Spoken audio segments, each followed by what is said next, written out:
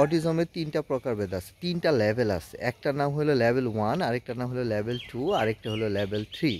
Level 1 যাদের, তাদের minimum সাপোর্টটা প্রয়োজন। লেভেল 2 মাঝামাঝি লেভেলের, আর লেভেল 3 হলো মানে খুবই এক্সট্রিম লেভেলের, তাদের সাপোর্টটা অনেক বেশি লাগবে।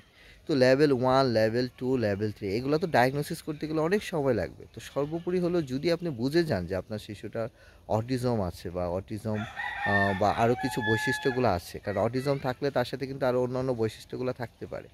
হ্যাঁ, আরও অন্যান্য বৈশিষ্ট্যগুলো থাকতে পারে, এডিএইচডি থাকতে পারে, সেরিব্রাল পলসি থাকতে পারে, ডাউন সিনড্রোম সিমটম থাকতে পারে।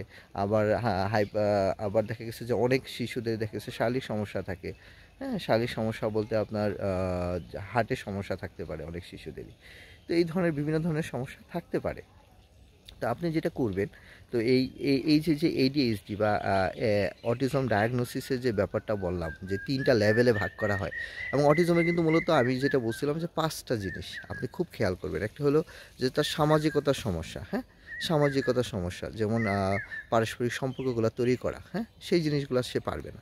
আরেকটা যেটা জিনিস হলো সে পারবে না হলো আপনার, সে রিপিটিটিভ প্লে করবে, একই ধরনের খেলা সে বারে বারে করবে, সে রিপিটিটিভ প্লে বিহেভিয়ারগুলো করবে। এই জিনিসটা আপনি মনে রাখার চেষ্টা করবেন, ঠিক আছে?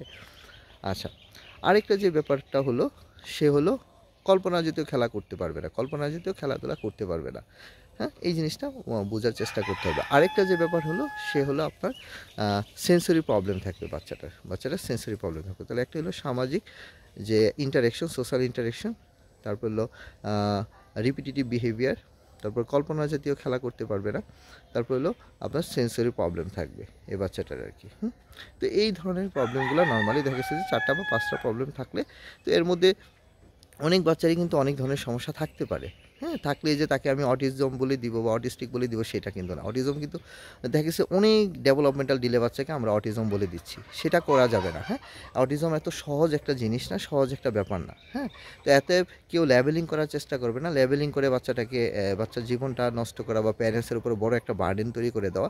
আসলে সব কিছুরই কিন্তু একটা সমাধান আছে। আল্লাহ পৃথিবীতে এমন কোনো রোগ দেয় নাই যে রোগের প্রতিষেধক দেয় নাই। দয়া করে আপনারা অকুপেশনাল থেরাপিস্টের শরণাপন্ন হন, থেরাপি সেন্টারগুলোতে যান, স্পিচ থেরাপি নেন, বিহেভিয়ারাল থেরাপি নেন, যেটাকে সাইকোলজিক্যাল সার্ভিসগুলো আপনারা নেন, স্পেশাল এডুকেশন নেন, আপনার স্পেশাল স্কুলে বাচ্চাটাকে ভর্তি করে দেন। দেখবেন যে আমাদের দেখা মতে যারা, যেসব প্যারেন্টসরা অনেক সচেতন এবং খুব দ্রুত তারা সিদ্ধান্ত নিচ্ছে, সেই সব বাচ্চারা কিন্তু অনেক দ্রুত কিন্তু আপনার রিকভারি করছে, অনেক দ্রুত রিকভারি করছে। আপনার 3 বছর 4 বছরে কিন্তু বাচ্চাগুলো অনেক ভালো ডেভেলপ করছে। তো দয়া করে সেই জিনিসটা বোঝার চেষ্টা করেন, বাচ্চাটাকে স্পেশাল স্কুলগুলোতে দেওয়ার চেষ্টা করেন। স্পেশাল স্কুলে দিলে আমাদের কোনো লাভ নেই, আমাদের, হ্যাঁ, আপনার বাচ্চা নর্মাল স্কুলে গেলেও আমাদের লাভ নেই, স্পেশাল স্কুলে গেলেও আমাদের লাভ নেই। লাভ হলো আপনার দিন শেষে। হ্যাঁ, দয়া করে আমাদের ব্যবসায়ী বলবেন না বা আমাদের নামে মন্তব্য করার কিছু নেই। আমি আসলে আপনাদের সাহায্য করার চেষ্টা করতেছি যে আপনার একটা অটিস্টিক বাচ্চা আছে, আপনি কী ধরনের সেবা নেবেন।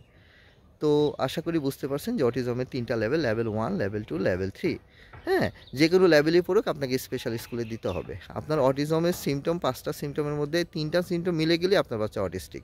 হ্যাঁ, আপনি স্বীকার করেন আর না করেন সেটাতে তো কিছু যায় আসে না। হ্যাঁ, কারণ 3-4 বছর পরে, 10 বছর পরে, 20 বছর পরে আপনিই সাফারার হবেন, আমরা হব না। হ্যাঁ, এরকম অনেক প্যারেন্টস আছে আমাদের সাথে বার্গেনিং করে গেছে, রাগারাগি করে গেছে যে হ্যাঁ আমার বাচ্চা অটিস্টিক না, অটিজম বানাই দিচ্ছেন।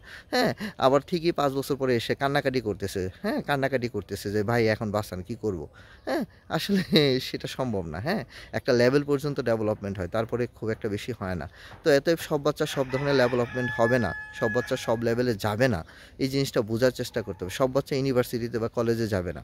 অনেক বাচ্চা আছে যে লাইফ লং সে ঘরে থাকবে, ওই যে লেভেল 3। আর যে বাচ্চাটা লেভেল 1 অটিজম, সে বাচ্চাটা একটা রিকভারির অনেক ভালো পসিবিলিটি আছে। তো সেই সুযোগটা কেন নিবেন না? হ্যাঁ, সেই সুযোগটা কেন নিবেন